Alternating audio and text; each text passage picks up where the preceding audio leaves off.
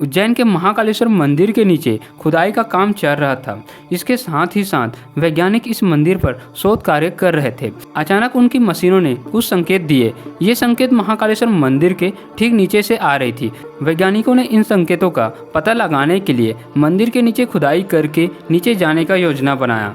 वैज्ञानिक जैसे ही इस मंदिर के नीचे पहुंचे, उन्हें कुछ ऐसा दिखा जिसे देखते ही उनकी बोलती बंद हो गई। अंदर का नज़ारा देखकर उनकी आंखें फटी की फटी रह गई। उनकी समझ में ये नहीं आ रहा था कि आखिर ये सब क्या है और यह कैसे और कब से है। जब आप इस घटना के बारे में सुनेंगे तो आपको भी अपने कानों पर यकीन नहीं होगा। आखिर वैज्ञानिकों को महाकालेश्वर मंदिर के नीचे ऐसा क्या दिखा जिसे देखते ही उनकी आंखें फटी की फटी रह गई। आखिर वैज्ञानिकों ने ऐसा क्यों कहा कि उनको ये उम्मीद नहीं थी कि ये सारे नज़ारे उनको इस मंदिर के नीचे देखने को मिलेगा। आखिर क्या है इन सारी रहस्यों के पीछे का सच?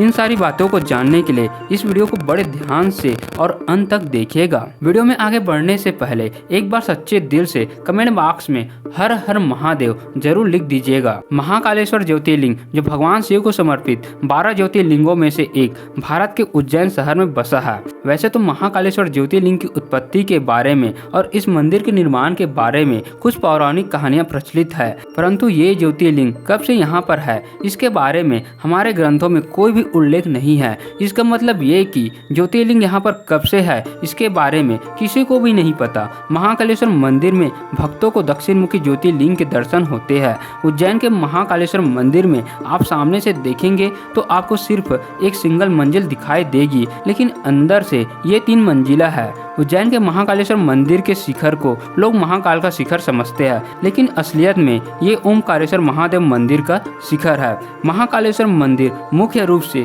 3 हिस्सों में बंधा हुआ है। इसकी ऊपरी हिस्से में नागचंद्रेश्वर मंदिर है, नीचे ओमकारेश्वर मंदिर है और सबसे नीचे जाकर आपको महाकाल मुख्य ज्योतिर्लिंग के रूप में विराजित नजर आते हैं, जहाँ पर आपको भगवान शिव के साथ ही गणेश जी, कार्तिकेय और माता पार्वती की मूर्तियों के भी दर्शन होते हैं। इसके साथ ही यहाँ पर एक कुंड भी है जिसमें स्नान करने से सभी पाप धुल जाते हैं। कहते हैं कि इस कुंड में नहाने से शरीर की सारी स्किन प्रॉब्लम भी दूर हो जाती है। महाकालेश्वर मंदिर का 900 करोड़ की लागत से शानदार निर्माण कार्य हुआ है, जिसका उद्घाटन प्रधानमंत्री नरेंद्र मोदी और राष्ट्रपति द्रौपदी मुर्मू ने करवाया। जो ओमकारेश्वर महाकालेश्वर का ज्योतिर्लिंग है, उस तक पहुँचने का जो रास्ता है वो एक भूल भुलैया की तरह है। इन्हीं महाकालेश्वर मंदिर के बाहर से ज्योतिर्लिंग तक पहुंचने के लिए भी आपको आधा किलोमीटर का पैदल सफर करना पड़ता है। दोस्तों, आपको जानकर आश्चर्य होगा कि महाकालेश्वर मंदिर के अंदर किसी भी तरह का प्रसाद ले जाना वर्जित है। बाहर से आने वाले सैलानी अक्सर महाकालेश्वर के लिए प्रसाद बाहर से खरीद लेते हैं, लेकिन उसको अंदर नहीं ले जा पाते। आपको शायद पता ना हो कि महाकालेश्वर के दर्शन के लिए कोई भी राजा या मंत्री रात में रहना पसंद नहीं करते। कहा जाता है महाकालेश्वर मंदिर में केवल एक ही राजा है और वो खुद महाकाल है।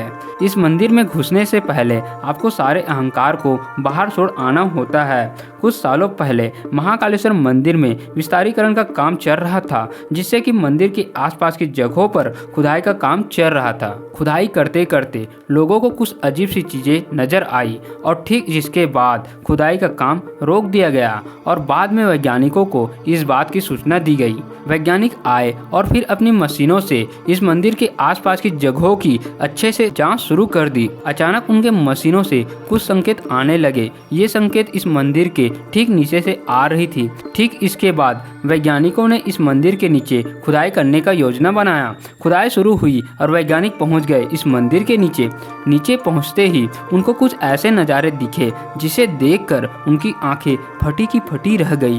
उनके सामने प्राचीन काल की मूर्ति और मानव कंकाल पड़े थे। उनकी समझ में ये नहीं आया कि यह मानव कंकाल मंदिर के नीचे से कैसे आए। दोस्तों, आपको जानकर आश्चर्य होगा कि इस मंदिर के नीचे वैज्ञानिकों को एक अति प्राचीन शिवलिंग भी मिला। इसके साथ ही उनको एक प्राचीन मंदिर की दीवार मिली, जिसकी जांच में पाया गया कि महाकालेश्वर मंदिर के नीचे एक पूरा का पूरा मंदिर बसा है, जिसकी उम्र करीबन वर्तमान मंदिर से भी 1000 साल पुरानी है। ये सब नज़ारा देखकर वैज्ञानिकों को अपनी आंखों पर यकीन करना मुश्किल हो गया। इस मंदिर के सामने की तरफ खुदाई में और भी कई नरकंकाल मिले, जिसके बारे में कहा गया कि जब मुगलों ने उज्जैन महाकालेश्वर मंदिर पर आक्रमण किया तो उस मंदिर को बचाने वाले लोगों को भी मुगलों ने जमीन में दफन कर दिया और इस मंदिर पर हमला करके बहुत लूटपाट की। वहीं महाकालेश्वर मंदिर के मुख्य पुजारी ने जानकारी देते हुए कहा कि नरकंकाल मिलना शोध का विषय है। संभवतः ये साधु संतों की समाधि रही होगी,